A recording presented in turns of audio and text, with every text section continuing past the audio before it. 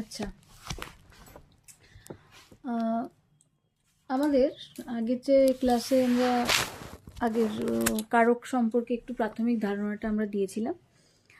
এবারে আসি আমরা কারকেরই আর একটা পার্ট সেই সম্পর্কে একটু আলোচনা করি। আচ্ছা, কারক আমরা জেনেছিলাম কি, যে বাক্যের মধ্যে ক্রিয়াপদের সঙ্গে অন্যান্য পদগুলির যে সম্পর্ক থাকে তাকে বলা হচ্ছে কারক।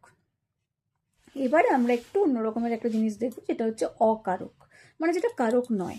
তাহলে কারক নয়, অকারকটা কি না? অকারক হলো বাক্যের মধ্যে যে ক্রিয়াপদ থাকে সেই ক্রিয়াপদের সাথে যে পদটির কোনো সম্পর্ক থাকে না।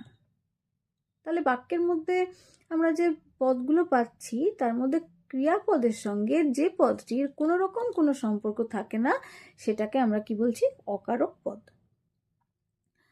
তো এই পদগুলিকে দুটি ভাগে আমরা ভাগ করতে পারি। একটা হচ্ছে সম্বন্ধ পদ আর একটা হচ্ছে কি সম্বোধন পদ। ঠিক আছে, তাহলে কি কি ভাগ আমরা বললাম? যদি প্রশ্ন আসে যে সম্বন্ধ পদ ও সম্বন্ধ পদ আর সম্বোধন পদ এরা মানে কোন পদ আর কি, এরা কি, তখন আমাদের বলতে হবে এরা অকারক পদ। আবার এমনিভাবে প্রশ্ন আসতে পারে যে অকারক পদ কাকে বলা হয়, তখন আমরা ওই আগের সংজ্ঞাটুকু দেব যে পদের ক্রিয়াপদের সঙ্গে যে সমস্ত পদের কোনো সম্পর্ক থাকে না তাকে আমরা বলছি সম্বন্ধ, মানে তাদেরকে আমরা বলছি অকারক পদ। অকারক পদ কয় প্রকার ও কী কী, তখন আমরা বলবো অকারক পদ দুই প্রকার, একটা হচ্ছে সম্বন্ধ পদ আর একটা হচ্ছে সম্বোধন পদ। যেমন একটা উদাহরণ দিচ্ছি, যে উদাহরণে হয়তো আমি বলছি যে রবির বাবা বাজারে গেলেন। ঠিক আছে, তাহলে এখানে বাবা বাজারে গেলেন এই কথাটা কিন্তু, যদি বলি বাবা বাজারে গেলেন, প্রথমে এটা বলি যে বাবা বাজারে গেলেন, তাহলে কথাটা সম্পূর্ণতা পাচ্ছে যে বাজারে গেলেন মানে গেলেন হচ্ছে তিনি একটা কর্ম করলেন, সেটা হচ্ছে ক্রিয়াপদ, এবং কে গেলেন না বাবা গেলেন। তাহলে এখানে যদি বলা হয় যে রবির বাবা বাজারে গেলেন, তাহলে এখানে যদি আমরা রবির কথাটার সঙ্গে আমরা কিন্তু দেখব ক্রিয়াপদটির কোনো প্রত্যক্ষ বা পরোক্ষ সম্বন্ধ খুব একটা নেই।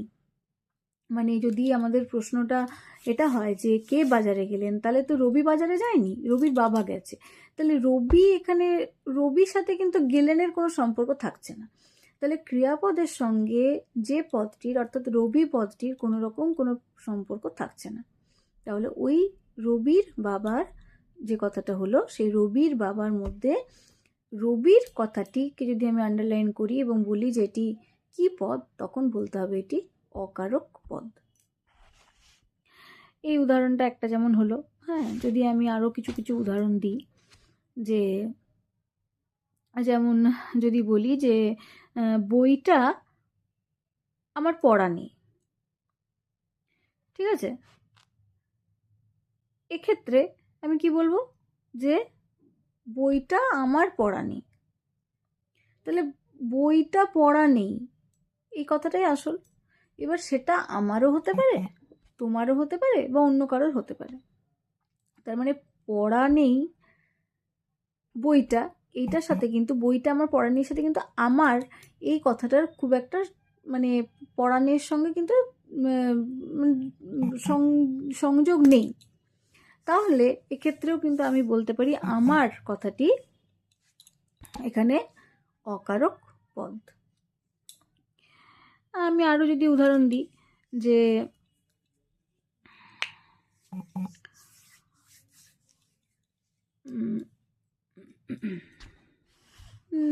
ধরো এমন কিছু উদাহরণ দিচ্ছি, যে এবার সম্বন্ধ পদের কিছু কিছু বৈশিষ্ট্য আমরা বলছি।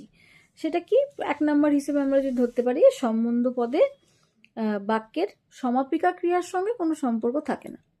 এটা একটা বৈশিষ্ট্য হতে পারে, মানে নামপদের সঙ্গে আরেকটি নামপদের বিশেষ সম্পর্ককেই বলা হয় সম্বন্ধ পদ। এখানে ক্রিয়াপদের সঙ্গে কোনো সম্পর্ক থাকছে না, মানে সমাপিকা ক্রিয়ার সঙ্গে। দু নম্বর হিসেবে আমরা ধরতে পারি যে এখানে র বা এর বিভক্তি যুক্ত হয়, র বা এর বিভক্তি যুক্ত হয়। এটা বৈশিষ্ট্য যদি বলা হয় তাহলে এটা আমরা বলবো। কালকের ঘটনা, এই যে কালকের র যুক্ত হচ্ছে, রবির বাবা বাজারে গেলেন, রবির র যুক্ত হচ্ছে। আরেকটা কি থাকবে, যেমন বাংলা প্রবাদ প্রবচনে এরকম সম্বন্ধ পদের বহুল ব্যবহার দেখা যায়, যেমন হাতের পাঁচ, ডুমুরের ফুল, এখানেও র বা এর আমরা কিন্তু বুঝতে পারছি যে র বা এর এগুলো যুক্ত হচ্ছে। তো এইগুলো হচ্ছে আর কি। আচ্ছা, এরপরে আমরা দেখব যে সম্বোধন মানে সম্বন্ধপদ হলো একটা অকারক পদ, আরেকটি অকারক পদ কি, সেটা হচ্ছে সম্বোধন পদ। আচ্ছা, সম্বোধন কথাটির মধ্যে দিয়ে আমরা কি বুঝতে পারছি, যে কাউকে সম্বোধন করা হচ্ছে, কাউকে উল্লেখ করা হচ্ছে, কাউকে ডাকা হচ্ছে, ওহে কোথায় যাচ্ছ, হ্যাঁ, বা ওহে নবীন কোথায় যাচ্ছ। তাহলে নবীন কোথায় যাচ্ছ, এটাই কিন্তু বাক্যটিতেই বাক্যটি কমপ্লিট। এখানে ওহে নবীন কোথায় যাচ্ছ, সেই ওহেটা হলেও চলতো, না হলেও চলতো, আমরা নবীনকে সম্বোধন করছি ওহে দিয়ে। নবীন যাতে বুঝতে পারে যে আমি ওকেই ডাকছি, সেই জন্য আমরা একটা ওহে করছি, ওহে নবীন। তাহলে ওহের সাথে কিন্তু ওহে নবীন কোথায় যাচ্ছ, যাওয়া হচ্ছে আমরা ক্রিয়াপদ, তাহলে ওহের সঙ্গে ক্রিয়াপদের কিন্তু সম্বন্ধ কোনো থাকছে না। নবীনের সাথে ক্রিয়াপদের সম্পর্ক থাকছে যে নবীন যাচ্ছে, কিন্তু ওহেটা এখানে জাস্ট নবীনকে সম্বোধন করা হয়েছে, তাই এখানে ওহে হচ্ছে কি পদ, সম্বোধন পদ। আমরা সম্বোধন পদের বৈশিষ্ট্য দু একটা দেখে নিই কি কি না। এখানে যদি বাছা, ওহে, যদি বলি যে হে বা এইরকম টাইপের যদি কিছু আমরা বলি, যে তখন অর্থাৎ সম্বন্ধ সূচক যে পদগুলি সেগুলো ব্যবহার থাকলে কোনো বাক্যে, তখন আমরা সেগুলোকে সম্বোধন পদ বলছি। তারপর যদি এমন বলি যে ভগবান আজকের দিনটা পার করো, তাহলে যে ভগবান আজকের দিনটা পার করো মানে আমার উদ্দেশ্য হচ্ছে আজকের দিনটা পার করো, সেখানে আমি ভগবানকে না বলে আমি আল্লাহকেও বলতে পারতাম, আমি ঈশ্বরকেও, ঈশ্বর নামটাও দিতে পারতাম। তাহলে যে ভগবান এখানে আলাদা করে বলা হচ্ছে, ভগবান আমাকে আজকের দিনটা আমার পার করো। তাহলে আজকের দিনটা পার করার সঙ্গে ক্রিয়াপদের সঙ্গে আমার আজকের দিনটা পার করো এটা বলতে পারছি, কিন্তু ভগবান এই উল্লেখটা আমি না করলেও পারতাম। তাহলে এগুলো হচ্ছে কি সম্বোধন পদের উদাহরণ, বা এগুলো সম্বোধন পদের বৈশিষ্ট্য আমরা বলতে পারি যে এইগুলো থাকলে সম্বোধন পদ হয়। আর সম্বোধন মানে যখন আমরা কোনো কিছু বলে সম্বোধন করছি, কাউকে ডাকছি ওহে ওগো, এগুলো হচ্ছে সম্বোধন পদ। তাহলে সম্বন্ধ পদ আর সম্বোধন পদের পার্থক্য যদি বলা হয়, তাহলে কি হবে না, সম্বন্ধ পদের ক্ষেত্রে বাক্যের ক্রিয়াপদের সঙ্গে যখন কোনো সম্পর্ক থাকে না অন্য কোনো পদের, মানে বাক্য মধ্যস্থিত যে পদটির সঙ্গে ক্রিয়াপদের কোনো সম্বন্ধ থাকে না, তাকে বলা হচ্ছে সম্বন্ধ পদ।